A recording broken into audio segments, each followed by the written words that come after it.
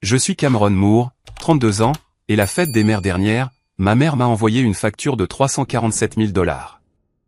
L'objet était, le coût d'élever une déception. Avant de vous parler du message texte qui a détruit toute sa vie et l'héritage qu'elle pensait avoir sécurisé, laissez un commentaire ci-dessous et dites-moi d'où vous regardez. Je veux vraiment savoir qui est de mon côté aujourd'hui. Cela a commencé un dimanche matin. Le genre de dimanche censé être paisible. J'étais assis à ma table de cuisine, sirotant un café noir, écoutant la pluie taper contre la fenêtre de l'appartement que je partage avec ma fiancée Sarah. Nous parlions de choses sans importance, à savoir si nous devions réparer le robinet qui fuit ou simplement appeler un plombier. Les choses banales d'une vie bâtie sur le travail acharné et un budget soigné. Puis mon téléphone a vibré. Ce n'était pas juste un simple buzz. C'était une vibration qui semblait lourde, comme si elle portait de mauvaises nouvelles. J'ai jeté un coup d'œil à l'écran. Une notification de mail de Linda Moore, ma mère. Mon estomac a fait ce mouvement familier, celui qu'il faisait depuis que j'étais enfant. Chaque fois qu'elle exigeait de l'attention, j'ai ouvert le message.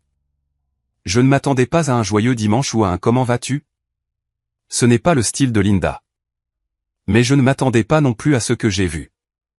C'était une feuille de calcul Excel, une facture littérale. Un message était joint, « Cameron, puisque tu as décidé d'être absent du succès familial et de continuer à nous embarrasser avec ta médiocrité, j'ai calculé ce que tu me dois. C'est le coût d'élever un échec. J'attends qu'un plan de paiement soit discuté lors de la réunion. » J'ai ouvert la pièce jointe. Ma main ne tremblait pas. J'étais au-delà de ce point dans ma relation avec elle, mais ma prise sur le téléphone s'est resserrée jusqu'à ce que mes jointures blanchissent. Elle avait détaillé mon existence. Ligne 1, frais d'accouchement à l'hôpital et péridurale, 1992, 12 400 $. Ligne 15, couche, marque, UJ Pampers seulement. Année 0 à 2, 2800 $. Ligne 42, orthodontie bag. Année 12, 6500 $. Ligne 78, camp de football, que tu as quitté, 450 $. Cela continuait sans fin. Vêtements, nourriture, une part au prorata de la facture d'électricité de 1995 à 2010. Elle a même inclus le coût de l'essence qu'elle utilisait pour me conduire à l'école. Le total général, en gras et en rouge en bas, était de 347 000 $. Qu'est-ce que c'est ? A demandé Sarah. Elle devait avoir vu le sang me quitter le visage. Je ne pouvais pas parler. Je lui ai juste tendu le téléphone. Sarah est une personne calme. Elle est infirmière. Elle gère les traumatismes et les personnes déraisonnables pour gagner sa vie. Mais en faisant défiler la liste, ses yeux se sont écarquillés. Cameron, a-t-elle murmuré. C'est insensé. Elle t'a facturé tes propres fêtes d'anniversaire. Oui, ai-je réussi à dire, ma voix rauque, comme si j'avais avalé du papier de verre. Regarde la ligne 84. Fête d'anniversaire, 10 ans. Pizza et location de clown, 300 $. Enfant ingrat n'a pas assez souri. Sarah m'a regardé, l'horreur peinte sur son visage. Elle ne peut pas être sérieuse. C'est une blague ? Une mauvaise blague ? Linda ne plaisante pas, ai-je dit. Pas avec l'argent et certainement pas avec moi. Puis les notifications ont commencé. Digne, digne, digne. Mon téléphone s'est illuminé comme une machine à sous. J'ai regardé l'entête de l'email à nouveau. Je l'avais manqué la première fois parce que j'étais tellement concentré sur la pièce jointe. Elle ne l'avait pas seulement envoyé à moi. Elle avait mis en copie carbone toute la famille. 48 personnes, mon père Richard, mon frère Victor, grand-mère Éléanore, tante Patricia, oncle George, des cousins que je n'avais pas vus depuis mes 12 ans, des cousins qui vivaient au Nebraska et qui avaient probablement oublié mon existence, tout le monde. Elle avait diffusé mon humiliation à toute la liste des lignées Moore et Harrison. Un texte est arrivé de tante Martha, Cameron, chérie, je viens de recevoir cet email. Tout va bien ? Ta mère semble contrariée. Un autre de mon cousin Michael, mec, c'est quoi ce bordel ? Tu as emprunté 300 000 $ à tante Linda. J'ai posé le téléphone sur la table. Le silence dans la cuisine était assourdissant. J'ai ressenti un mélange de honte et de rage, un cocktail que je buvais depuis l'enfance. La honte était automatique, le sentiment que j'étais peut-être un fardeau, que mon existence était un coup. C'est ce qui arrive quand on vous dit que vous ne valez rien pendant 30 ans. Vous commencez à croire à l'évaluation. Mais la rage était nouvelle. Elle était froide et vive. Elle fait ça à cause de la réunion, ai-je dit, fixant la pluie. Elle veut s'assurer que quand j'entrerai chez grand-mère la semaine prochaine, je serai déjà à genoux. Elle veut que tout le monde me regarde et voie un débiteur. Une sangsue. Sarah a tendu la main sur la table et a couvert la mienne. Sa paume était chaude. Tu n'es pas une sangsue, Cam. Tu es financièrement indépendant depuis que tu as 22 ans. Tu as payé tes propres études. Tu paies ton propre loyer. Tu ne leur as jamais demandé un sou. Je sais, ai-je dit. Mais la vérité n'importe pas à Linda. Il s'agit du récit. Il s'agit de contrôle. J'ai pensé à mon frère Victor, l'enfant prodige. Victor, qui avait 3 ans de plus. Victor, qui était associé dans un cabinet d'avocats, un emploi qu'il a obtenu parce que papa a fait jouer une faveur. Victor, qui vient d'acheter une maison coloniale à Wesley avec un acompte que maman et papa lui ont offert. Je parie que Victor n'a pas reçu de facture. Je parie que Victor a reçu un chèque. Je me suis levé et j'ai marché jusqu'à la fenêtre. Le reflet qui me regardait avait l'air fatigué. Je suis analyste financier. Je passe mes journées à regarder des feuilles de calcul, à trouver des divergences, à retracer les flux d'argent. Je sais comment les chiffres fonctionnent. Je sais que les chiffres ne mentent pas, mais les gens utilisent les chiffres pour mentir tout le temps. Linda avait fait une erreur tactique. Elle pensait qu'elle parlait ma langue en m'envoyant une feuille de calcul. Elle pensait m'intimider avec des données, mais les données sont mon terrain de jeu. Elle veut se battre, ai-je dit doucement. Tu n'es pas obligé d'y aller, a dit Sarah. Nous pouvons sauter la réunion. Nous pouvons éteindre nos téléphones. Nous pouvons aller dans le Maine pour le week-end. Juste toi et moi. C'était une offre tentante. Mon Dieu, c'était tentant de simplement partir, de couper les ponts. Mais si je ne me montrais pas, Linda gagnait. Si je ne me montrais pas, l'histoire qu'elle racontait à la famille, celle que j'étais un échec qui avait siphonné ses finances, deviendrait le document permanent. Non. Je me suis retourné vers Sarah. J'y vais. Je me suis dirigé vers le comptoir où mon ordinateur portable était en charge. Je l'ai ouvert et sorti du mode veille. Mon fond d'écran était un paysage générique, calme et neutre. J'ai navigué dans mes dossiers, documents, personnels, impôts. Puis j'ai cliqué sur un dossier caché, un que j'avais créé il y a 3 ans et nommé simplement « Assurance ». Je ne l'avais pas ouvert depuis des mois. J'avais espéré que je n'aurais jamais à le faire. C'était mon option nucléaire. Ma boîte a brisé en cas d'urgence. À l'intérieur se trouvaient 3 fichiers. Un PDF, un relevé bancaire scanné de 2016 et un dossier de capture d'écran. J'ai regardé les noms des fichiers. Fiducie-éducation-enquête.pdf, déclaration IRS 2018-2024.xlsx, preuve-rapport-de-crédit.pdf. Qu'est-ce que tu fais? A demandé Sarah, se levant et venant se tenir derrière ma chaise. Je passe en revue les comptes, ai-je dit, ma voix était maintenant ferme. La honte avait disparu. Il ne restait que la précision froide d'un auditeur trouvant une divergence massive. Maman m'a envoyé une facture. Il est juste que j'audite ses comptes avant de payer. Mon téléphone a de nouveau vibré. Un texte de Linda cette fois. Rendez-vous chez grand-mère. Ne sois pas en retard. Et porte un costume. Essaie d'avoir l'air d'en avoir les moyens. Je n'ai pas répondu. Je n'en avais pas besoin. J'ai regardé l'écran de mon ordinateur portable. La lumière bleue se reflétait dans mes yeux. J'ai cliqué pour ouvrir le premier fichier. Les chiffres me regardaient. Dur. Indéniable. Criminel. Elle n'a aucune idée de ce que tu as, n'est-ce pas, a demandé Sarah doucement. Non, ai-je dit. Elle pense que je suis le même gamin qu'elle a réduit au silence quand j'avais 12 ans. Elle pense que je suis la déception qui n'a pas pu entrer à Harvard. Elle a oublié que j'ai obtenu mon diplôme avec distinction en finance à Boston University. Elle a oublié que mon travail consiste littéralement à démasquer les menteurs. J'ai fermé l'ordinateur portable. Fais tes valises, Sarah. Ai-je dit, nous allons au Connecticut et nous apportons les reçus. Le trajet jusqu'à la ferme de grand-mère Eleanor dans le Connecticut prenait habituellement 3 heures, mais avec la tempête qui se dissipait et les routes mouillées, il a semblé plus long. Les pneus fredonnaient sur l'asphalte, un bourdonnement monotone qui donnait trop d'espace à mon esprit pour divaguer. Sarah conduisait. J'étais sur le siège passager, serrant une enveloppe Kraft comme s'il s'agissait des codes nucléaires. Chaque borne kilométrique passée ressemblait à un pas en arrière dans le temps, me dépouillant de l'homme confiant que j'étais devenu et me transformant à nouveau en l'enfant qui n'était jamais tout à fait assez bien. « Ça va ?» a demandé Sarah, les yeux sur la route, sa main serrant brièvement mon genou. Je pensais juste. J'ai menti. Je ne pensais pas. Je me souvenais. Je me souvenais de ma remise de diplôme universitaire. 2016. Une journée humide à Boston. J'étais assis dans cette mer de toge rouge, la sueur me coulant dans le dos, balayant la foule du regard à la recherche de ma famille. J'avais obtenu mon diplôme avec mention.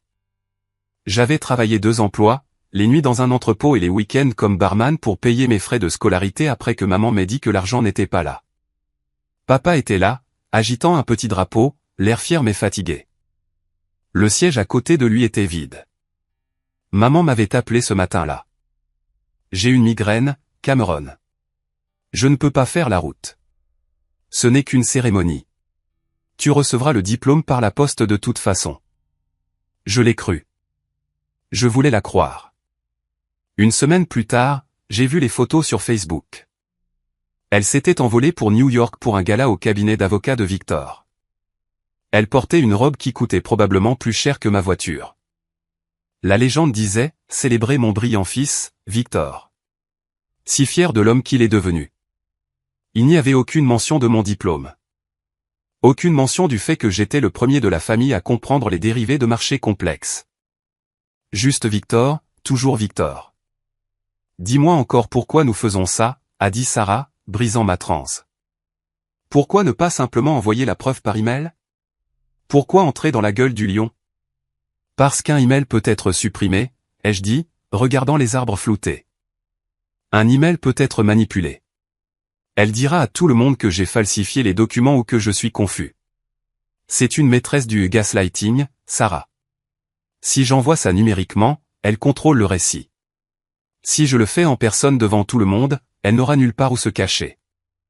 J'ai baissé les yeux sur l'enveloppe. L'abus financier n'a pas commencé avec le fonds universitaire.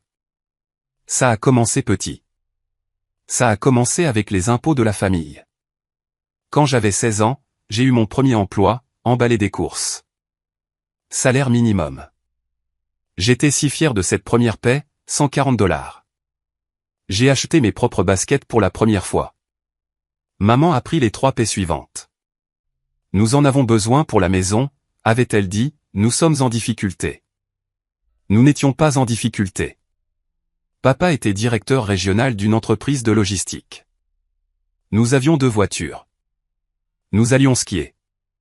Enfin, ils allaient skier. Je restais généralement chez grand-mère, mais je l'ai cru. Je pensais que j'aidais. Je lui ai donné des milliers de dollars pendant mon adolescence. Puis est venu le gros morceau, le fonds universitaire. Grand-mère Eleanor et grand-père Harrison, que Dieu ait son âme, étaient de la vieille richesse, pas des milliardaires, mais de l'argent confortable des terres agricoles du Connecticut.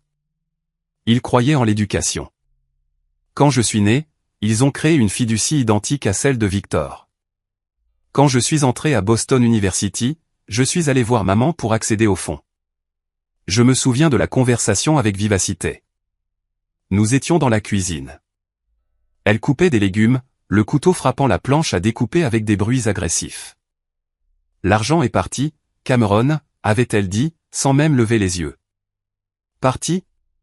Comment? Les marchés se sont effondrés. Mauvais investissement. De plus, nous avons dû en utiliser pour tes bagues et tes problèmes. Problème. C'était son mot de code pour dire que j'étais un enfant normal et actif. Mais le fonds de Victor allait bien, avais-je argumenté.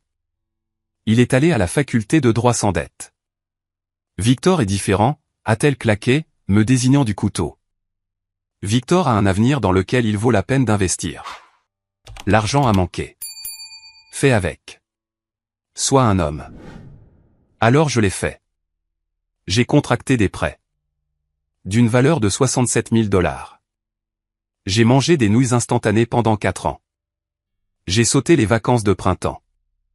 J'ai travaillé jusqu'à ce que mes yeux brûlent et j'ai obtenu mon diplôme. Ce n'est que 3 ans plus tard, lorsque j'ai obtenu ma certification CPA et commencé à travailler pour une grande entreprise, que j'ai décidé d'examiner cela. J'avais les compétences maintenant. Je savais comment retracer les virements bancaires. Je savais comment lire les grands livres bancaires. J'ai tiré les relevés et ce que j'ai trouvé m'a rendu malade. Le marché ne s'était pas effondré. Mon fonds avait très bien fonctionné. Il avait atteint 89 000 $ et le 3 août 2015, le solde entier a été retiré. Viré sur un compte courant personnel se terminant par 44,90. Linda Moore. 2 jours plus tard, un débit de 88 500 $ est apparu sur ce même compte courant. Le commerçant, Porsche de Fairfield. J'ai fermé les yeux, appuyant ma tête contre la vitre froide de la voiture. Elle a conduit mon éducation. Chaque fois qu'elle s'arrêtait dans cette Cayenne blanche, l'air prospère et aisé, elle conduisait mes prêts étudiants. Elle conduisait les nuits que j'ai passées à frissonner dans un appartement courant d'air parce que je ne pouvais pas me permettre de me chauffer. Nous y sommes presque, a dit Sarah, sa voix baissant d'un octave. Je peux voir la maison. Je me suis redressé. La ferme de grand-mère Eleanor était une vaste coloniale blanche en retrait de la route. C'était magnifique. Elle représentait la seule sécurité que j'avais connue enfant. Grand-mère était dure. C'était une femme de peu de mots, sévère et stoïque. Mais elle était juste. Elle ne m'a jamais regardé avec le dédain de maman. L'allée était déjà pleine. J'ai vu la berline d'oncle George, le monospace de tante Patricia, et juste là, au premier plan, la Porsche Cayenne blanche, et garée à côté, une toute nouvelle Ferrari rouge cerise. Victor, ai-je marmonné. Bien sûr. C'est une belle voiture, a admis Sarah. C'est une location, ai-je dit, bien que je n'en sois pas certain. Ou papa l'a payé. Victor gagne bien sa vie, mais il dépense plus vite qu'il ne gagne. C'est tout en surface, sans fondation. Nous avons garé la voiture, ma fiable Honda Accord de 5 ans, au bout de l'allée, presque dans l'herbe. Elle ressemblait à une voiture jouée à côté de la flotte de véhicules de luxe. J'ai pris une profonde inspiration. Mon cœur battait contre mes côtes. Ce n'était pas seulement une réunion de famille. C'était une salle d'audience, et j'étais le procureur. « Tu es prêt ?» a demandé Sarah. Elle avait coupé le moteur. Le silence de la campagne a envahi l'habitacle. Non, ai-je dit honnêtement, mais j'en ai fini d'être la victime. J'ai attrapé l'enveloppe Kraft. J'ai vérifié mon téléphone une dernière fois. L'email de maman était toujours là. La facture de 347 000 $. Coût d'élever une déception. Allons payer la facture, ai-je dit. Nous sommes sortis de la voiture. L'air sentait l'herbe mouillée et le charbon coûteux. La fête avait déjà commencé. J'entendais des rires provenant du jardin, le son de personnes qui ne savaient pas que leur histoire familiale était sur le point d'être réécrite. J'ai marché vers la maison, la main de Sarah dans la mienne. Je ne le savais pas alors, mais grand-mère Eleanor nous regardait depuis la fenêtre du 2e étage. Elle savait ce que Linda avait fait. Elle le soupçonnait du moins, et elle attendait que je me lève enfin. Quoi qu'il arrive aujourd'hui, je ne partirai pas avant que tout le monde sache la vérité. Au moment où nous avons posé le pied sur le porche, l'atmosphère a changé. Les rires n'ont pas cessé, mais ils ont changé de ton. Ils sont devenus plus serrés, plus chuchotés. Les regards ont fusé vers nous, puis se sont rapidement détournés. Ils avaient tous reçu l'email. Ils savaient tous que j'étais le type avec l'étiquette de 347 000 $ sur la tête. Linda tenait la cour près des portes du patio. Elle portait une robe en soie lavande qui flottait autour d'elle comme une reine. Ses cheveux étaient parfaitement coiffés, rigides de laque. Elle tenait un verre de vin blanc dans une main et gesticulait de l'autre, racontant probablement un récit de son propre martyre. Elle m'a vu. Son sourire n'atteignait pas ses yeux et ne l'avait jamais fait. Cameron, a-t-elle annoncé assez fort pour que les voisins l'entendent. Tu es venu et tu as amené Sarah. Elle a prononcé le nom de Sarah comme si c'était une légère allergie. Bonjour, Linda, ai-je dit, gardant ma voix neutre. Bonjour, maman. Tu es en retard, a-t-elle claqué, laissant tomber la façade une fraction de seconde. Victor est ici depuis des heures. Il a apporté le plus merveilleux cabernet millésimé. Nous avons travaillé ce matin, a dit Sarah, sa voix polie mais ferme. Bien sûr que vous l'avez fait, a rejeté Linda. Elle s'est tournée vers moi. Cameron, va aider ton père au grill. Il est submergé de hamburgers et essaie de ne rien brûler cette fois. Je n'étais même pas là depuis 2 minutes et j'étais déjà mis au travail. C'était la dynamique. Victor arrivait avec du vin et s'asseyait sur le mobilier de patio moelleux. J'arrivais et on m'envoyait au quartier des domestiques. J'ai regardé le patio. Victor était là, portant un costume en lin qui coûtait probablement plus cher que ma première voiture. Il riait avec mon cousin Michael, sa main posée sur le dossier de la chaise de sa femme Jessica. Jessica arborait une bague en diamant qui captait la lumière du soleil comme un signal de détresse. Elle était énorme. Victor m'a salué d'un geste paresseux et dédaigneux. « Salut, petit frère, prends-moi une bière pendant que tu y es. » J'ai senti la colère monter, chaude et vive, mais je l'ai refoulée. « Pas encore, me suis-je dit. Attends le bon moment. » J'ai marché jusqu'au grill. Papa était là, transpirant à travers sa chemise polo, retournant des galettes avec une détermination sinistre. Richard Moore était un homme bon, mais faible. Il aimait la paix plus que la justice. « Salut, papa, ai-je dit. » Il a levé les yeux, le soulagement se répandant sur son visage. « Cam, Dieu merci. Peux-tu prendre le relais? J'ai mal au dos. »« Bien sûr, papa. » Il m'a tendu la spatule. Puis il s'est arrêté, me regardant avec des yeux tristes. « J'ai vu l'email, Cam, ta mère. Elle est juste stressée. Tu sais comment elle est pendant les vacances. Ne le prends pas à cœur.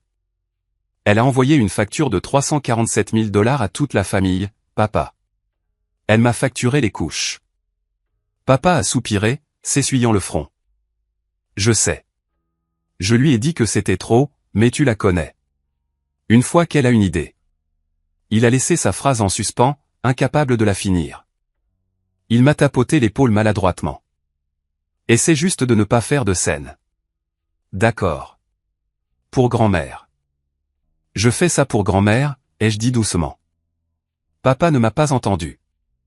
Il s'éloignait déjà, échappant à la chaleur.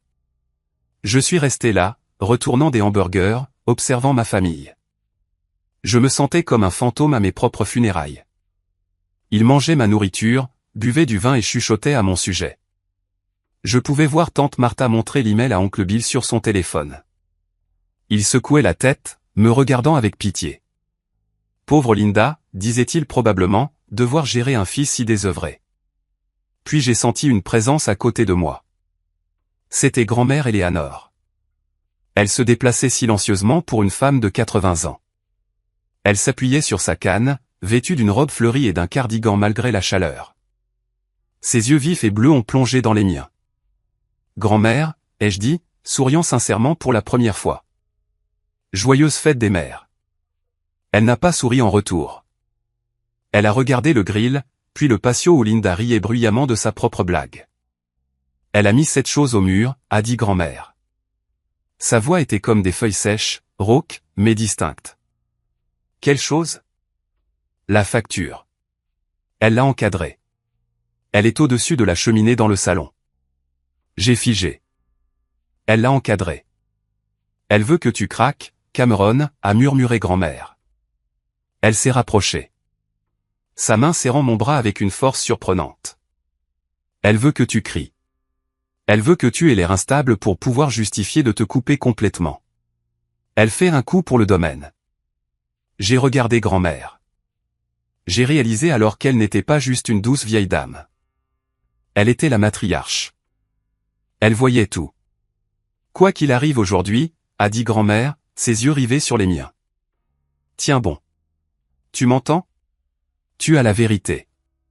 Utilise-la. » Elle m'a tapoté le bras et s'est éloignée avant que je ne puisse répondre. Utilise-la, elle savait. 1 heure plus tard, le déjeuner était servi. Nous nous sommes rassemblés dans l'immense salle à manger. La table était dressée avec la belle vaisselle. Nous étions 48 entassés. Le niveau sonore était élevé jusqu'à ce que Linda tape sa cuillère contre son verre de vin. Tout le monde, s'il vous plaît, a-t-elle rayonné. La pièce est devenue silencieuse. Linda se tenait au bout de la table. Je veux juste dire à quel point je suis béni de vous avoir tous ici. Être mère est le travail le plus difficile au monde. Bravo, a trinqué oncle Bill. Cela demande des sacrifices, a poursuivi Linda, sa voix tremblante d'une émotion feinte. Cela demande de donner tout ce que l'on a. Son corps, son temps, ses finances. Elle a fait une pause pour l'effet, ses yeux se posant directement sur moi. J'étais assis à l'extrémité de la table, près de la porte de la cuisine. J'ai eu la chance d'avoir 2 fils, a-t-elle dit. Victor, qui n'a apporté que de la fierté à cette famille. Victor a souri, levant son verre. Et Cameron, son visage s'est affaissé, un masque de déception tragique. Cameron, qui m'a enseigné la vertu de la patience et du pardon. La pièce était si silencieuse qu'on aurait entendu une mouche voler. J'ai envoyé un email plus tôt, a-t-elle dit, désignant le salon.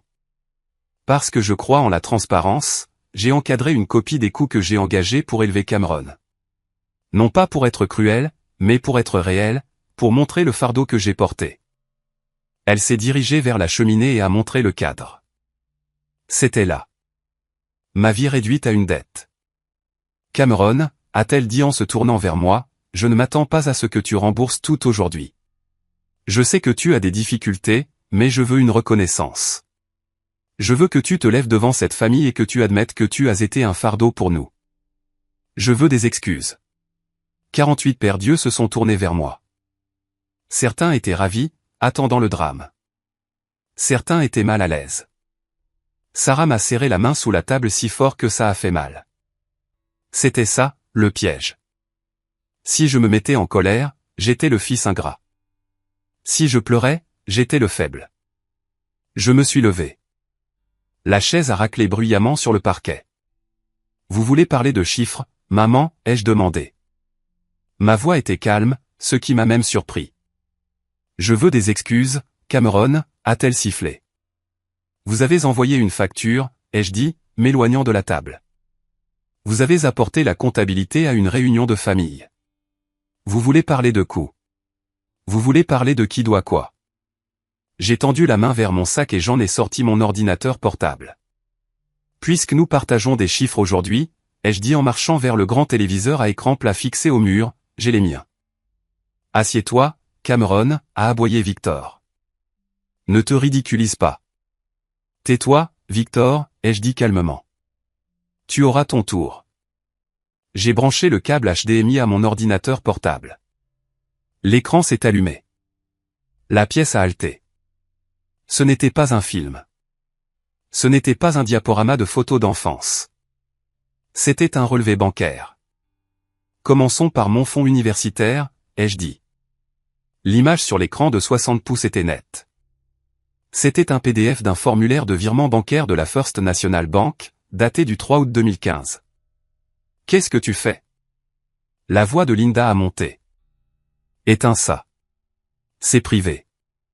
C'était privé, ai-je dit. Ma voix se projetait clairement dans toute la pièce. Je me suis glissé dans ma personnalité professionnelle.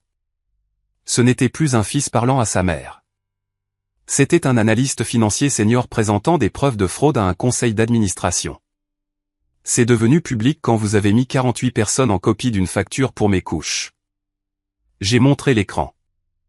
Grand-mère et grand-père ont créé des fiducies éducatives pour Victor et moi. 89 000 $ chacune. Victor a utilisé la sienne.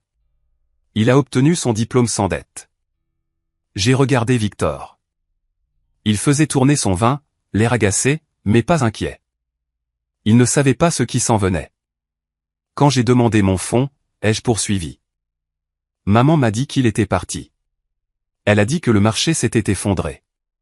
Elle a dit qu'il y avait des dépenses imprévues. J'ai contracté 67 000 $ de prêts étudiants. Je les rembourse encore aujourd'hui. Intérêts inclus. J'ai payé plus de 20 000 $ d'intérêts seulement. Le marché s'est effondré, a crié Linda. Elle était debout maintenant, serrant sa serviette. Tu ne sais pas de quoi tu parles. Les chiffres ne mentent pas, maman, ai-je dit froidement. J'ai cliqué sur la diapositive suivante. L'écran a changé. C'était un historique de transactions. C'est le relevé de retrait, ai-je expliqué. 3 août 2015. Le solde entier de la fiducie Cameron Moore, 189 450 $ et 32 cents, a été retiré. Il n'a pas été perdu sur le marché. Il a été viré. J'ai cliqué à nouveau sur ce compte. L'écran affichait un relevé de compte courant personnel. Titulaire du compte, Linda Moore. Un murmure a parcouru la pièce. Tante Patricia a chuchoté. Oh mon Dieu, mais ce n'est pas le meilleur, ai-je dit, parce que l'argent ne disparaît pas. Il change de forme. 2 jours plus tard, le 5 août 2015, un chèque a été émis de ce compte. J'ai cliqué sur la télécommande. L'écran s'est rempli d'une image d'une facture de concessionnaire. Porsche de Fairfield. Montant, 88 500 $. Description, Porsche Cayenne 2016, intérieur cuir blanc. Je me suis tourné vers ma mère. Elle était pâle. Sa bouche s'ouvrait et se fermait comme un poisson hors de l'eau. Tu n'as pas perdu mon fonds universitaire, maman, ai-je dit, tu l'as conduit ici. Il est garé dans l'allée. Le silence était absolu. Tout le monde a regardé Linda. Puis ils ont regardé par la fenêtre le SUV blanc. La connexion a été établie.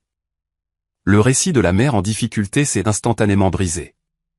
C'était de l'argent de famille, a bégayé Linda. Nous avions besoin d'une voiture sûre. L'ancienne tombait en panne. Je l'ai fait pour la famille. Tu as volé ton fils pour acheter une voiture de luxe.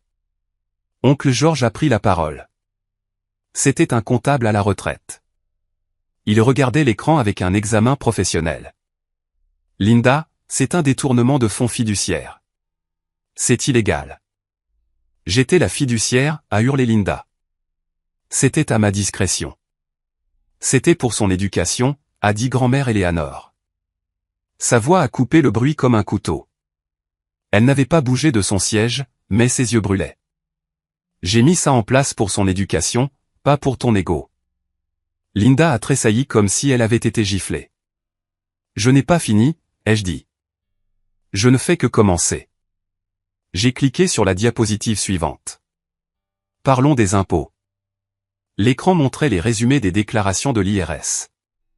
J'ai déménagé quand j'avais 22 ans, ai-je dit à l'Assemblée. J'ai payé mon propre loyer, ma propre nourriture, ma propre assurance. Selon la loi, je suis un contribuable indépendant. Mais au cours des 6 dernières années, de 2018 à 2024, j'ai reçu des lettres étranges de l'IRS. Des audits, des retards. J'ai montré les lignes surlignées à l'écran. C'est parce que Linda Moore me réclame comme personne à charge sur ses déclarations de revenus fédérales depuis 6 ans. Non, a murmuré papa. Il fixait l'écran, le visage livide. Linda, tu m'as dit. Tu m'as dit que Cameron était d'accord. Tu as dit qu'il avait besoin d'aide avec ses déclarations, alors nous les avons regroupées. Je n'ai jamais accepté quoi que ce soit, ai-je dit à papa, je ne savais même pas. Elle m'a réclamé comme personne à charge pour obtenir la déduction. C'est de la fraude fiscale. Maman, vous vous êtes épargné environ 4 000 $ par an. Gain total, environ 24 000 $. Coût total pour moi, des années de maux de tête avec l'IRS et un score de crédit en ruine. Tout le monde le fait, a hurlé Linda. Elle perdait le contrôle maintenant. Son masque composé fondait.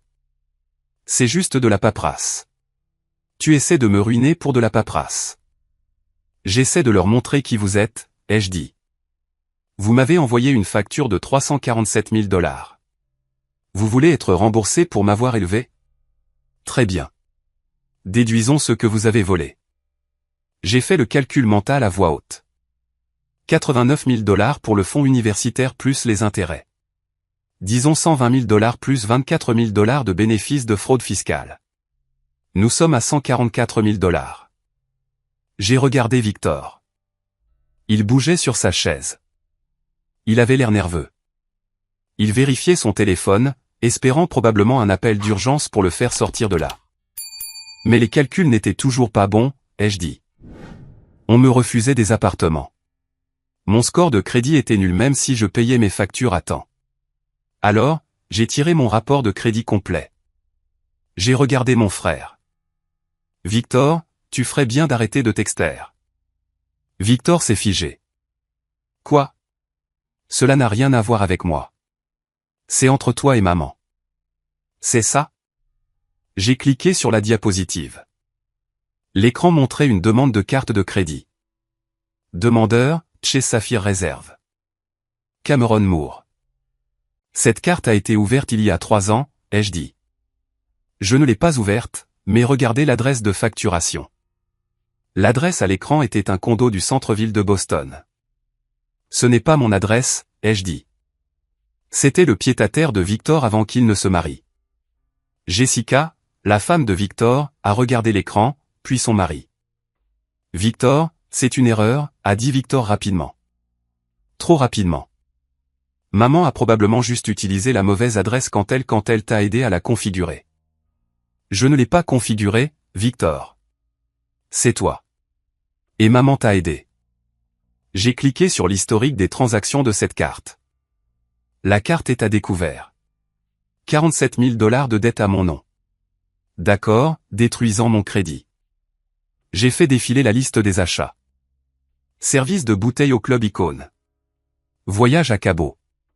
Mocassin Gucci. Et le gros coup, ai-je dit. J'ai zoomé sur une transaction d'il y a 2 ans. Tiffany & Company, 8400 $. J'ai regardé la main de Jessica. Le diamant scintillait innocemment sous le lustre. Jessica, ai-je dit doucement. C'est une belle bague. Jessica a baissé les yeux sur sa main. Puis elle a regardé Victor. Elle avait l'air d'aller vomir. Tu as acheté ma bague de fiançailles avec le crédit de Cameron, a-t-elle chuchoté. Non. Non, bébé. Écoute. Victor a balbutié en se levant. C'est compliqué. Maman a dit que c'était bon. Maman a dit que Cameron nous devait. Je n'ai jamais rien dit de tel, a crié Linda, se tournant immédiatement contre son enfant prodige pour se sauver. N'ose pas me mettre ça sur le dos, Victor.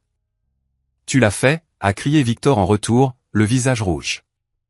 Tu m'as donné son numéro de sécurité sociale. Tu as dit qu'il n'allait jamais utiliser son crédit de toute façon. C'est un raté. Prends juste ce dont tu as besoin. La pièce a explosé. Tante Patricia haletait. Oncle George était debout, l'air furieux. Papa était assis, la tête dans les mains.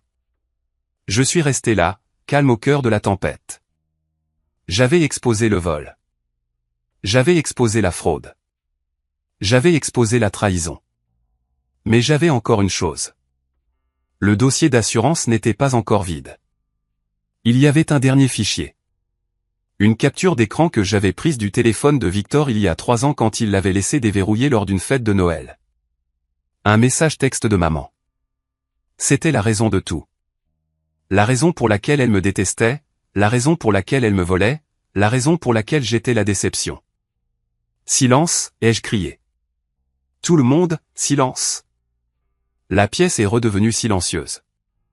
Ils étaient terrifiés par ce que j'allais montrer ensuite. Il y a une dernière chose, ai-je dit. La raison.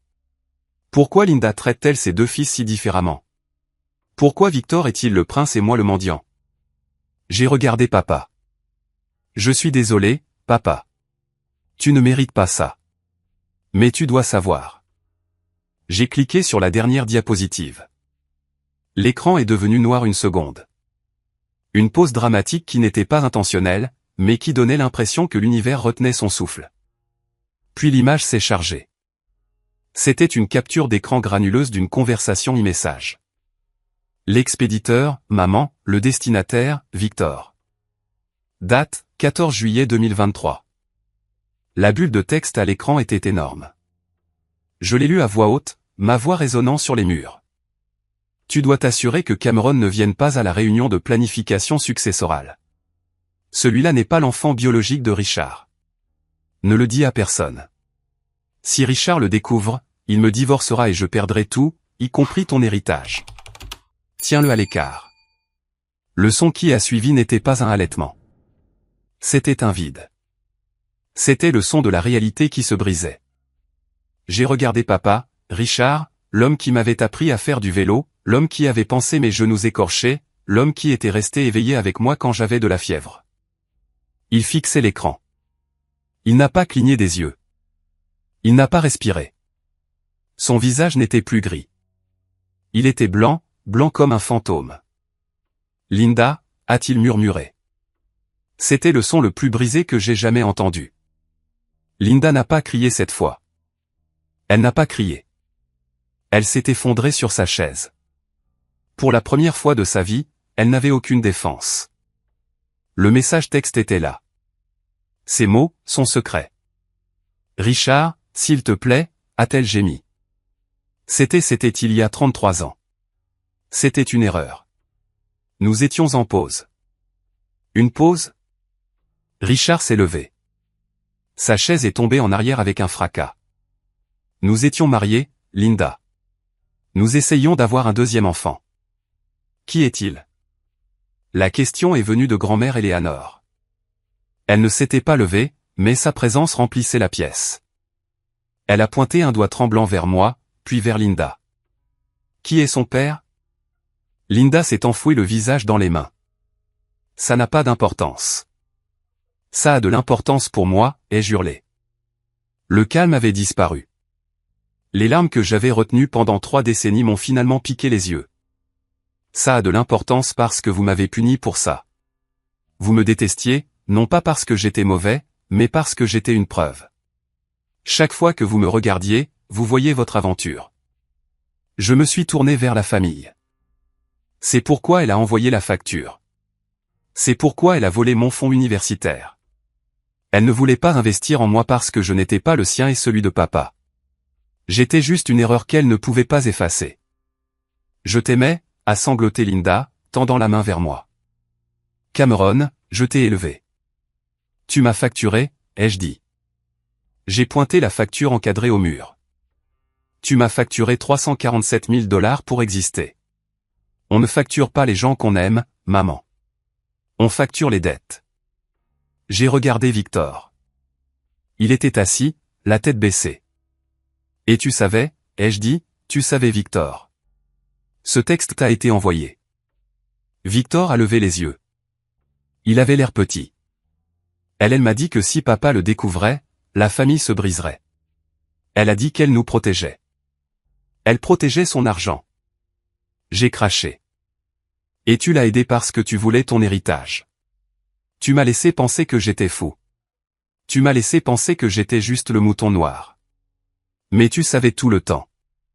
Jessica, la femme de Victor, s'est levée. Elle a retiré la bague en diamant de son doigt. Elle a glissé facilement. Elle l'a laissé tomber dans le verre de vin de Victor. Plinc. Je vais chez ma mère, a-t-elle dit. Elle a attrapé son sac à main et est sortie par la porte d'entrée sans regarder en arrière. Victor l'a regardé partir, impuissant. Papa s'est approché de Linda. Il l'a regardée. Il n'a pas crié. Il l'a regardée avec une profonde, terrifiante déception. 28 ans, a dit papa. Tu m'as laissé l'élever. Tu m'as laissé l'aimer. Et tu as menti chaque jour. Je ne voulais pas te faire de mal, Richard, a plaidé Linda. Tu ne voulais pas te faire prendre, a corrigé papa. Il s'est tourné vers moi. Je me suis préparé. Je ne savais pas à quoi m'attendre. Allait-il me haïr? Allait-il me regarder et voir un étranger? Il s'est approché de moi. Il a posé ses mains sur mes épaules. Sa prise était ferme. Tu es mon fils, a-t-il dit. Sa voix s'est brisée, mais elle était assez forte pour que tout le monde l'entende. Je me fiche de la biologie. Je me fiche de l'ADN. J'ai changé tes couches. Je t'ai appris à conduire. Je suis ton père et tu es mon fils. Je me suis effondré. Je l'ai serré dans mes bras, enfouissant mon visage dans son épaule comme si j'avais de nouveau 5 ans. Nous sommes restés là, père et fils, au milieu des décombres de la vérité. Je suis tellement désolé, papa, ai-je murmuré. Je suis tellement désolé d'avoir fait ça. Non. Il s'est reculé et m'a regardé dans les yeux. Tu as apporté la lumière. Ça fait mal, Cam. Mon Dieu, ça fait mal. Mais tu as fait ce qu'il fallait. Il s'est retourné vers Linda. Je veux divorcer, a-t-il dit. Et je prends le chien. Puis il a regardé le reste de la famille. Je pars. Quiconque veut rester avec une voleuse et une menteuse, libre à vous. Mais si vous avez un minimum de décence, vous franchirez cette porte avec moi. C'est le moment qui a tout changé. Le moment où j'ai réalisé que le sang ne fait pas une famille. La loyauté le fait. La vérité le fait. J'avais passé toute ma vie à essayer d'acheter leur amour, à essayer d'être assez bon pour éviter le coup d'être une déception. Mais le coup n'a jamais été le mien à payer. L'exode fut rapide et brutal.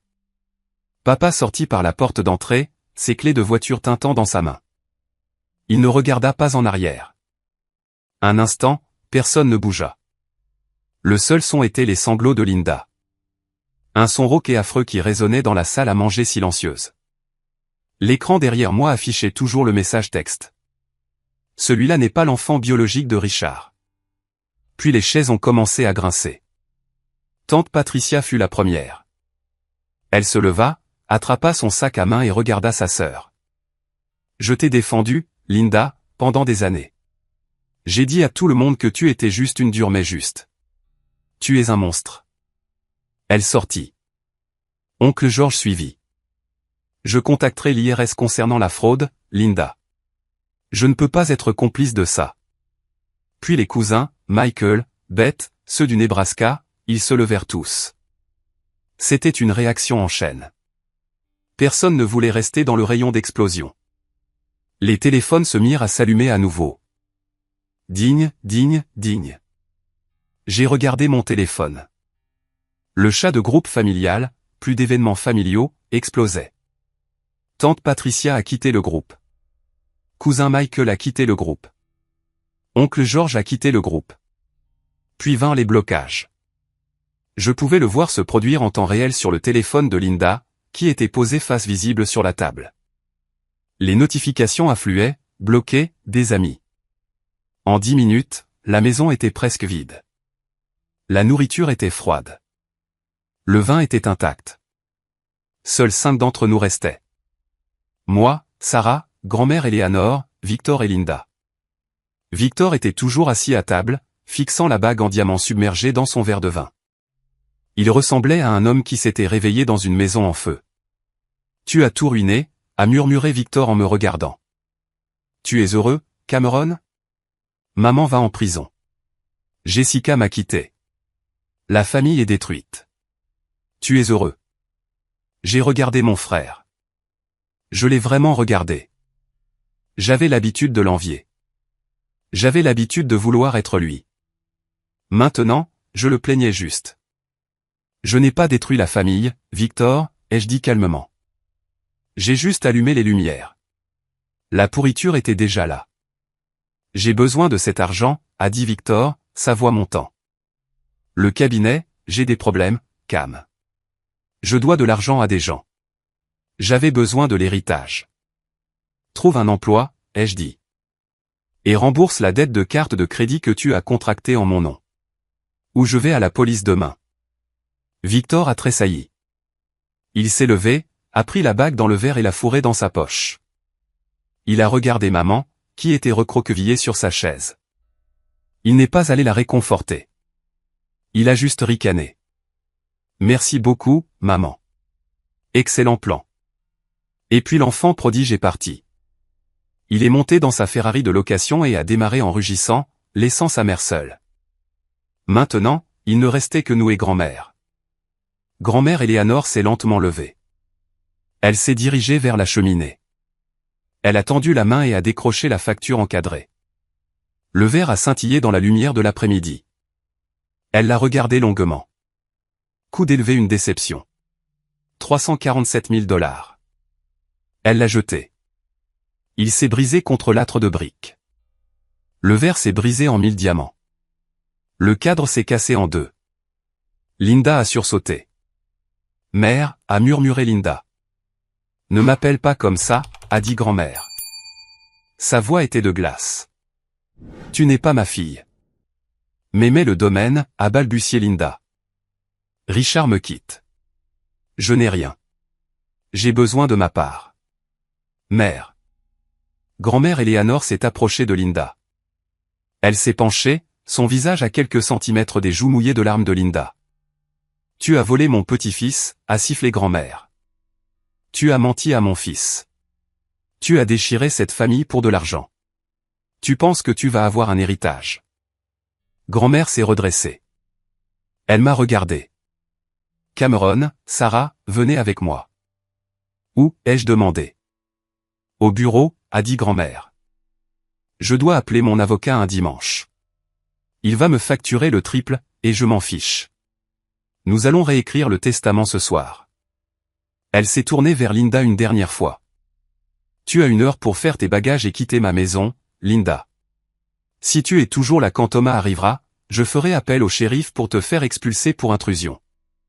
C'est ma maison aussi, a crié Linda. Plus maintenant, a dit grand-mère. C'est celle de Cameron. Nous avons suivi grand-mère hors de la salle à manger. Je me suis arrêté à la porte et j'ai regardé en arrière. Linda était assise seule à la longue table, entourée de 48 chaises vides, du cadre brisé au sol et des restes froids d'une célébration qui n'avait jamais eu lieu. Elle avait l'air petite. Elle avait l'air pitoyable. J'ai attendu que la culpabilité me frappe. J'ai attendu de me sentir mal d'avoir détruit ma mère, mais tout ce que je ressentais était de la légèreté. J'ai pris la main de Sarah. Allons-y, ai-je dit. Nous avons marché dans le couloir vers le bureau. Le soleil se couchait, projetant de longues ombres sur le sol. La tempête était passée, l'air était clair, et pour la première fois en 32 ans, ma facture était entièrement payée. Le bureau de la ferme de grand-mère Eleanor sentait le vieux cuir, le tabac à pipe et la justice imminente. C'était une pièce où j'avais interdiction d'entrer enfant. Un sanctuaire où grand-père Harrison gérait les affaires de la ferme. Maintenant, c'était le centre de commandement pour la restructuration d'une dynastie. Il était 2 heures du matin. Aucun de nous n'avait dormi. L'adrénaline continuait de parcourir mes veines. Un cocktail chimique de choc et de libération qui rendait le repos impossible. Sarah était assise dans un fauteuil à oreilles, sirotant du thé, les yeux grands ouverts et alertes. Je me tenais près de la fenêtre, regardant l'obscurité totale de la campagne du Connecticut. Quelque part là-bas, Linda conduisait. Ou peut-être s'était-elle arrêtée pour pleurer ou comploter. Cela n'avait pas d'importance. Elle était partie. Le bruit des pneus sur le gravier brisa le silence. Ce sera Thomas, dit grand-mère. Elle était assise derrière le massif bureau en chêne, ressemblant plus à une PDG qu'à une octogénaire. Elle n'avait pas versé une larme depuis qu'elle avait brisé ce cadre. Elle était en mode guerre. Thomas Jameson entra quelques minutes plus tard. C'était l'avocat testamentaire de la famille, un homme qui me connaissait depuis que j'étais en couche. Il portait un costume, mais sa cravate était lâche et ses cheveux étaient exceptionnellement en désordre. « Eleanor, dit-il, hochant la tête à grand-mère. Puis il me regarda. « Cameron, ça fait longtemps. »« Bonjour, monsieur Jameson, ai-je dit. »« Thomas, s'il vous plaît. » Dans ces circonstances. Il posa sa mallette sur le bureau et ouvrit les loquets. « Je suis venu dès que vous avez appelé. Vous avez dit que c'était une urgence concernant le plan de succession. »« C'en est une, dit grand-mère fermement. Je veux exécuter un codicile immédiatement ou un nouveau testament entièrement, ce qui est le plus rapide. Nous pouvons rédiger un codicile ce soir et formaliser le reste plus tard, dit Thomas, sortant un bloc-notes jaune. Quelles sont les modifications ? Grand-mère croisa les mains sur le bureau. Ses jointures étaient enflées par l'arthrite, mais sa prise était ferme. Linda Moore doit être retirée en tant que bénéficiaire principale, déclara grand-mère. Thomas ne s'y a pas. C'était un professionnel. Complètement déshérité. Non, dit grand-mère, si je la déshérite complètement, elle poursuivra. Elle prétendra que j'étais sénile ou manipulé ou sous la contrainte. Elle traînera cette famille devant les tribunaux pendant 10 ans. J'ai regardé grand-mère, impressionné. Elle pensait 3 coups à l'avance. Laissez-lui 5%, instruisit grand-mère, et incluez une clause de non-contestation. Si elle conteste le testament, elle perd les 5%. C'est assez d'argent pour ne pas la laisser mourir de faim, mais pas assez pour financer le style de vie qu'elle pense mériter, et c'est un piège. Elle prend les miettes, ou elle n'obtient rien. Thomas griffonna furieusement. Compris. Intelligent. Et les 95% restants? Richard conserve ses 30% d'origine, dit grand-mère. Il est une victime dans cette affaire. Je ne punirai pas mon fils pour les péchés de sa femme. Et le reste? Grand-mère me regarda. Son expression s'adoucit juste un instant. Les 65% restants vont à Cameron Moore. La pièce devint silencieuse. J'ai senti l'air quitter mes poumons. 65% du domaine Harrison. Nous parlions de la ferme, des investissements, des terres. Ce n'était pas seulement de l'argent. C'était un héritage. Grand-mère, ai-je commencé en avançant. Vous n'êtes pas obligé de faire ça. Je n'ai pas fait ça pour l'argent. Je voulais juste la vérité. Je sais. Elle me coupa. C'est exactement pourquoi tu le mérites. Victor a prouvé qu'il pouvait être acheté. Linda a prouvé qu'elle était une voleuse. Tu es le seul qui est tenu bon dans le feu et qui n'a pas brûlé. Elle se tourna vers Thomas. Rédigez-le. Je veux le signer avant le lever du soleil. Pendant que Thomas travaillait, le grattement de sa plume étant le seul son dans la pièce. Grand-mère ouvrit le tiroir supérieur de son bureau. Elle en sortit une épaisse enveloppe couleur crème. Elle semblait vieille. Les coins étaient légèrement pliés. Cameron, dit-elle, viens ici. Je marchai vers le bureau. Elle fit glisser l'enveloppe sur la surface en acajou. J'ai écrit ce chèque en 2016, dit-elle. C'était ton cadeau de remise de diplôme. Je l'ai donné à Linda pour qu'elle te le donne parce que je ne pouvais pas faire le trajet jusqu'à Boston cette semaine-là. Ma sciatique me faisait souffrir. Je fixai l'enveloppe. À Cameron, elle m'a dit que tu l'avais refusé, dit grand-mère doucement. Elle m'a dit, tu as dit, je n'ai pas besoin de la charité de grand-mère. Je vais y arriver seul. J'étais blessé. J'étais si fier de toi. Et je pensais que tu me rejetais. J'ai senti une boule se former dans ma gorge. Je n'ai jamais vu ça. Je n'ai jamais grand-mère, je pensais que vous vous en fichiez. Je pensais que vous étiez déçu que je n'aille pas à la faculté de droit comme Victor. Je me fiche de la faculté de droit, dit-elle, puis soupira. Ouvre-le. J'ai ouvert l'enveloppe. À l'intérieur se trouvait une carte manuscrite et un chèque. Le chèque était à l'ordre de Cameron Moore. La date était le 20 mai 2016. Le montant était de 50 000 $. Elle l'a gardé, ai-je murmuré. Elle ne l'a pas encaissé parce qu'elle ne pouvait pas falsifier ma signature sur un chèque de cette taille sans attirer l'attention de la banque. Alors, elle l'a juste caché. Elle m'a laissé me noyer dans les prêts étudiants pendant que ça restait dans un tiroir quelque part. Non, dit grand-mère. Je l'ai trouvé dans son sac à main aujourd'hui quand elle a laissé son sac dans la cuisine pour aller faire son petit discours. J'ai fouillé. Je soupçonnais Cameron. Je soupçonnais depuis des années qu'elle interceptait des choses. Aujourd'hui, j'avais juste besoin de preuves. Elle tendit la main et prit le vieux chèque de ma main. Elle le déchira en deux. Puis elle sortit son chéquier. Ce chèque est périmé, dit-elle en décapuchonnant son stylo. Et franchement, avec l'inflation, ce n'est pas suffisant. Elle écrivit un nouveau chèque. Elle le déchira d'un coup sec et me le tendit. 100 000 $. Rembourse tes prêts étudiants, ordonna-t-elle. Rembourse cette dette de carte de crédit que Victor t'a mise sur le dos, et répare ton crédit. Je veux que tu commences ta vie, Cameron. La vie que tu aurais dû avoir il y a 10 ans. J'ai regardé le chèque, puis Sarah, puis grand-mère. Le poids de la dernière décennie, les nuits blanches, les crises de panique à cause des factures, le sentiment de noyade a commencé à se dissiper. Ce n'était pas seulement l'argent. C'était la validation. C'était la reconnaissance que je n'étais pas fou et que je n'étais pas un échec. Merci, ai-je dit, la voix nouée. Grand-mère, je ne deviens pas sentimentale. Elle a agité la main de manière désinvolte, bien que ses yeux fussent humides. Thomas, ce document est-il prêt? Prêt pour signature, dit Thomas. Nous l'avons attesté. Sarah et moi avons signé en tant que témoins du codicille. À 3h45 du matin, Linda Moore était officiellement dépossédée de son pouvoir. Les mois suivants furent un tourbillon de victoires administratives. Avec le chèque de grand-mère, j'ai pulvérisé mes prêts étudiants. Je me suis connecté au portail que j'avais vérifié obsessivement pendant des années, j'ai tapé le montant total du remboursement et j'ai cliqué sur « Envoyer ». Voir le solde passer à $0 était mieux que n'importe quelle drogue. Puis je me suis attaqué aux cartes de crédit.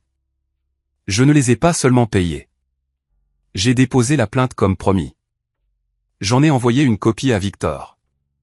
Il m'a appelé en suppliant, en pleurant, disant que cela ruinerait sa carrière. Tu as ruiné mon crédit pendant 3 ans, Victor, lui ai-je dit. Tu as acheté une bague en diamant avec mon identité. Je ne porte pas plainte si tu me rembourses chaque centime dans les 30 jours. Si tu manques la date limite d'1 heure, je remets le dossier au procureur. Il a vendu la Ferrari. Il a liquidé son portefeuille. Il a emprunté de l'argent à son cabinet, mais il m'a remboursé $47 000 plus les intérêts. Mon score de crédit est passé d'un misérable 580 à 750 en 6 semaines. Nous avons déménagé de notre petit appartement vers une maison de ville avec un jardin. Sarah a enfin eu la cuisine qu'elle méritait. Mais le plus grand changement n'était pas financier. Il était mort. Richard Moore a déménagé dans un petit condo près du port. Il avait l'air 10 ans plus jeune. Il n'était plus voûté. Il a adopté un golden retriever nommé Buster. Nous avons commencé à dîner tous les dimanches. Juste moi, Sarah, papa et parfois grand-mère. Nous n'avons jamais parlé de Linda. Elle était devenue un fantôme dans nos vies, un mauvais souvenir dont nous guérissions collectivement. Je pensais que c'était fini. Je pensais que l'histoire se terminait là, les méchants vaincus et le héros obtenant l'or. Mais la vie n'est pas un film. Les méchants ne disparaissent pas simplement. Ils traînent et parfois ils essaient de revenir pour une suite. C'était un mardi d'octobre quand la lettre est arrivée. Pas d'adresse de retour, juste un cachet de Dayton, Ohio. J'étais assis sur mon nouveau Porsche, tenant l'enveloppe.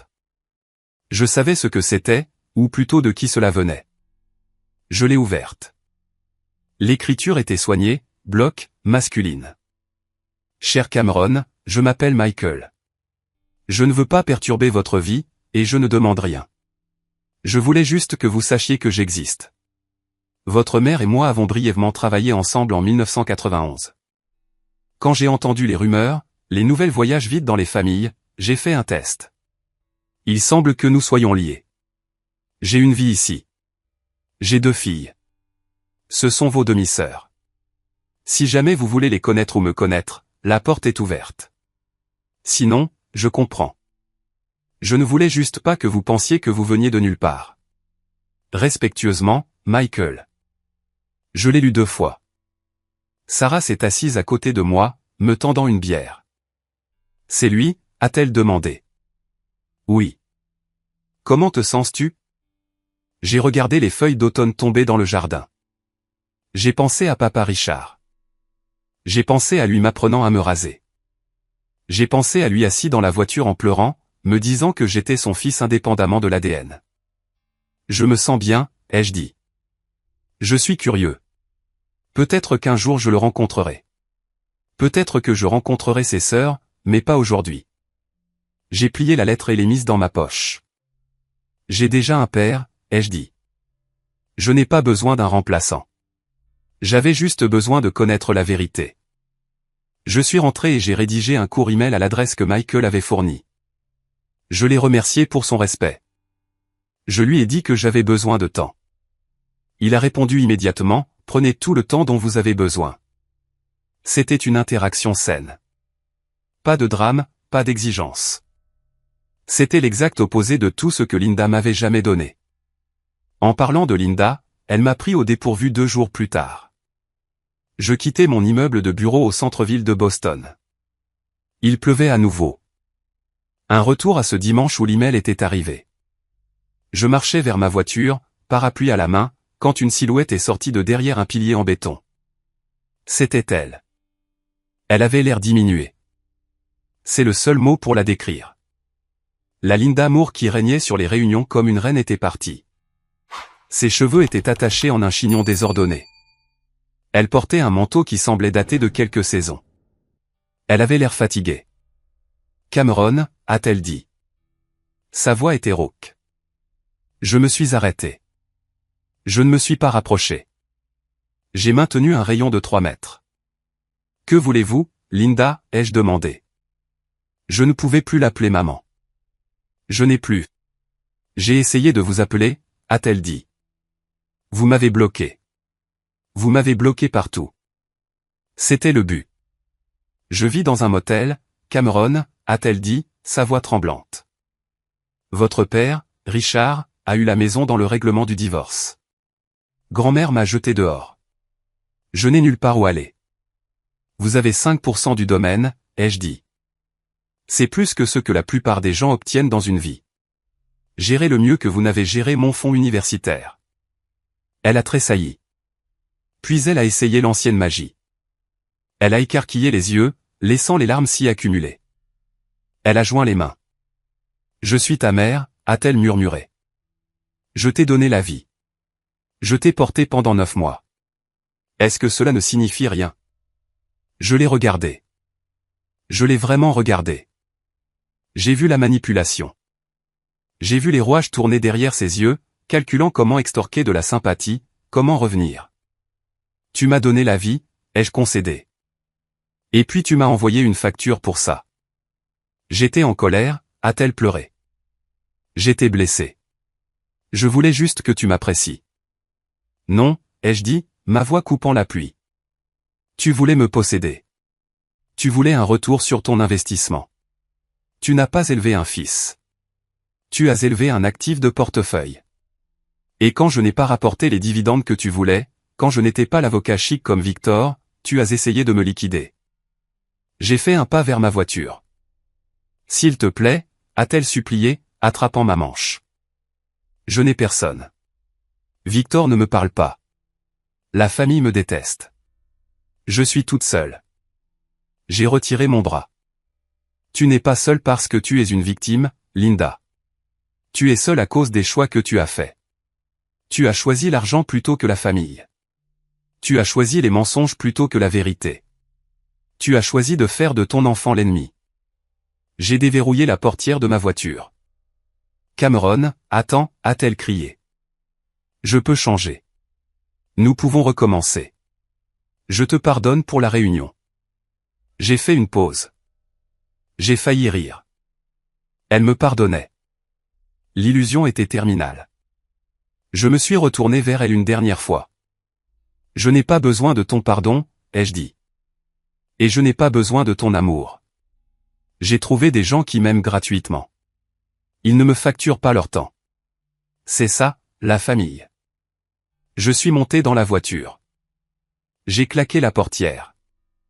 Je l'ai verrouillée. Elle est restée là sous la pluie à me regarder. J'ai mis la voiture en marche arrière et j'ai reculé.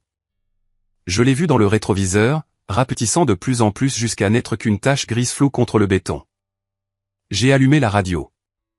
Une chanson de rock classique jouait. Je l'ai montée. Je suis rentré chez Sarah. Je suis rentré à ma vie. Ce dimanche-là, l'air de la maison de ville était rempli de l'odeur du rôti de bœuf et de l'ail. Papa était là, riant de quelque chose que Sarah avait dit. Grand-mère Eleanor était assise dans le fauteuil, donnant en douce des restes à Buster le chien. Je me tenais sur le pas de la porte de la cuisine, les regardant. C'était ça. C'était le bénéfice de l'affaire. J'avais payé un prix élevé pour arriver ici. J'avais payé avec mon enfance, avec ma confiance, avec des années d'anxiété. Mais en les regardant maintenant, mon vrai père, ma grand-mère féroce, ma fiancée aimante, j'ai réalisé quelque chose. J'étais l'homme le plus riche du monde. Ma facture était payée. Mon bilan était équilibré. Et pour la première fois, j'étais en positif. Avant de partir, je veux partager quelques vérités que cette expérience a gravées dans mon âme. Je sais que l'histoire était lourde et que vous avez peut-être cliqué pour le drame, mais j'espère que vous resterez pour la leçon. Premièrement, l'indépendance financière est votre bouclier. Si je n'avais pas été financièrement indépendant, si j'avais encore dépendu de Linda pour le loyer ou les factures, je n'aurais jamais pu lui tenir tête. L'argent ne sert pas seulement à acheter des choses.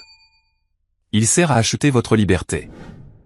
Il s'agit d'avoir l'argent nécessaire pour vous éloigner des situations toxiques. Si vous êtes jeune ou si vous êtes bloqué, donnez la priorité à votre liberté financière. C'est le seul moyen de briser le cycle de contrôle. Deuxièmement, la famille est un verbe, pas un nom. La biologie est un accident de naissance. La famille est un choix. Richard Moore est mon père parce qu'il a agi comme tel, et non à cause d'un test ADN. Linda est une étrangère parce qu'elle a agi comme un créancier. Ne laissez pas la culpabilité du sang vous obliger à accepter les abus. Vous avez le droit de licencier les membres toxiques de votre famille. Et enfin, gardez vos reçus, au sens propre comme au figuré. Dans un monde où les gens vous feront douter et réécriront l'histoire pour se faire bien paraître, vos dossiers sont votre santé mentale. Faites confiance à votre instinct, mais vérifiez avec des données. Je veux vous entendre. Quelle est la limite la plus importante que vous ayez jamais dû établir avec un membre de votre famille? Était-elle financière, émotionnelle, ou si vous avez simplement apprécié de voir la justice rendue aujourd'hui, merci d'avoir écouté.